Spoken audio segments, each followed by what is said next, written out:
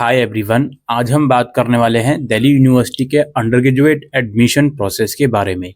आप सीयूईटी के फॉर्म इस वक्त भर रहे होगे या भर चुके होगे, या जिस टाइम पर भी आप वीडियो देख रहे हो, बहरहाल हम डिटेल में डिस्कस करेंगे किस तरह का एडमिशन प्रोसेस रहता है यूनिवर्सिटी ऑफ दिल्ली के यूजी प्रोग्राम में।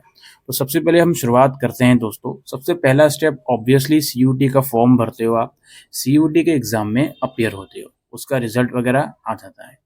अब इसमें क्या होता है, जब आप सीयूईटी के एग्ज़ाम्स में अपीयर हो चुके होते हो तो आपके रिज़ल्ट आने से पहले, अब वो बाद में भी निकल सकता है प्रोसेस, लेकिन मैं चीज़ों को जो समझा रहा हूँ उसे समझिए।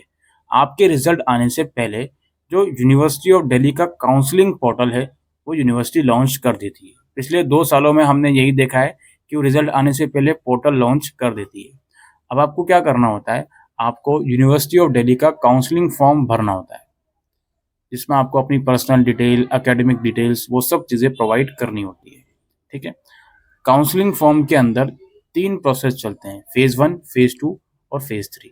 फेज़ 1 में आपको अपनी पर्सनल डिटेल, एकेडमिक डिटेल्स, ये सब चीज़ें प्रोवाइड करनी होती है और फीस भरनी होती है ₹250 की। फेज़ 2 जो होता है दिल्ली यूनिवर्सिटी के काउंसलिंग फॉर्म का, फेज़ 2 जो होता है वो स्टार्ट होता है सीयूईटी यूजी के रिजल्ट आने के बाद। जी हाँ, ठीक है। सीयूईटी यूजी का जब रिजल्ट आ जाएगा तो डीयू का काउंसलिंग फॉर्म का फेज़ 2 स्टार्ट होगा। फेज़ 2 के अंदर क्या करना होता है, आप दिल्ली यूनिवर्सिटी के जिन-जिन कोर्सेज़ में इंटरेस्टेड हो, जिन-जिन कॉलेजेस में इंटरेस्टेड हो और मोस्ट प्रोबेबली एलिजिबल हो, उसका प्रेफ़रेंस आपको देना होता है। कोर्सेज़ और कॉलेजेस का प्रेफ़रेंस, ये सीएसएएस के फेज़ 2 में करना होता है।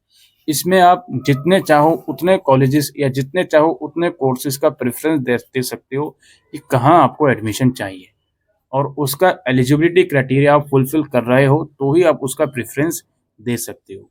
आपकी जो प्रेफ़रेंस विंडो आती है काउंसलिंग फॉर्म में, वो केवल वही प्रोग्राम शो करती है जो जिस प्रोग्राम के लिए आप एलिजिबल हो और जिस प्रोग्राम के लिए जो भी सीयूईटी के सब्जेक्ट्स या डोमेन या लैंग्वेज या जनरल टेस्ट की अगर रिक्वायरमेंट है वो आप फुलफ़िल करके आ रहे हो, वो आप अपीयर करके आ रहे हो, तो ही वो प्रेफ़रेंस में शो होता है कोर्स। अब जो फेज़ 2 में प्रेफ़रेंस होता है, उसको करने के लिए पहले आप अपना सीयूईटी का स्कोर कार्ड वहाँ डालते हो, नंबर डालते हो, तो उससे लिंक होकर ही वो प्रेफ़रेंस वाली जो चीज़ें हैं, वो शो होती हैं। अब फेज़ 2 में आपने प्रेफ़रेंस भर दिया, उसके बाद शुरू होता है फेज़ 3। ये जो फेज़ 3 है, इसमें टाइम लगता है। फेज़ 2 के प्रेफ़रेंस के लिए आपको 10-15 दिन दिए जाते हैं, फिर फेज़ 3 स्टार्ट होता है। अब फेज़ 3 के अंदर 3 से 4 राउंड्स होते हैं। इसमें क्या होता है, आपको रिज़ल्ट डिक्लेयर करेगा यूनिवर्सिटी कि हम राउंड 1 का रिज़ल्ट डिक्लेयर कर रहे हैं।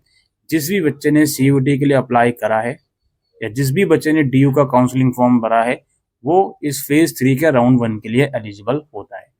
राउंड 1 में वो लोग बताते हैं कि आपको कौन-सी सीट यूनिवर्सिटी के अंदर अलॉट हुई है, कौन-सा कोर्स या कौन-सा कॉलेज अलॉट हुआ है। आपको फिर क्या करना होता है, जो भी कोर्स या कॉलेज आपको अलॉट हुआ होता है, उसमें आपको सीट को एक्सेप्ट करना होता है। आप जैसे ही सीट को एक्सेप्ट करते हो, तो जो भी आपकी एलिजिबिलिटी होती है, उसके अकॉर्डिंग या फिर जो भी आप डॉक्यूमेंट्स अपलोड करते हो काउंसलिंग के फॉर्म में, वो सारे वेरिफिकेशन के लिए जाते हैं आपके कॉलेज में, जिस भी कॉलेज में आपको सीट मिली होती है।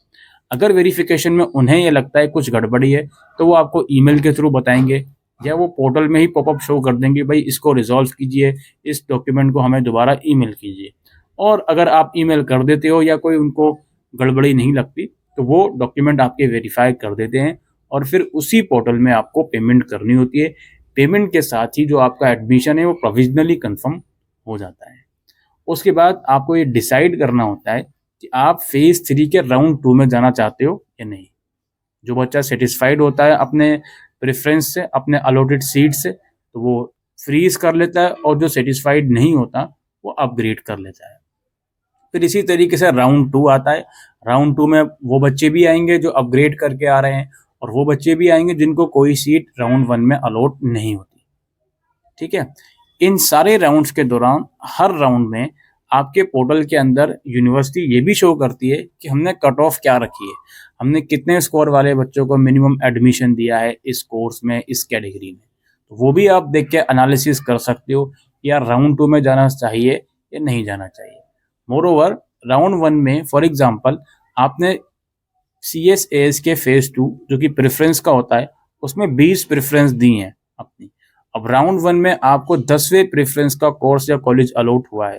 तो आप राउंड 2 में अगर अपग्रेड के लिए जा रहे हो, तो उससे पहले-पहले 1 से लेके 9 तक के जितने भी कॉलेजेस हैं, उसमें आप प्रेफ़रेंस में चेंजेस भी कर सकते हो।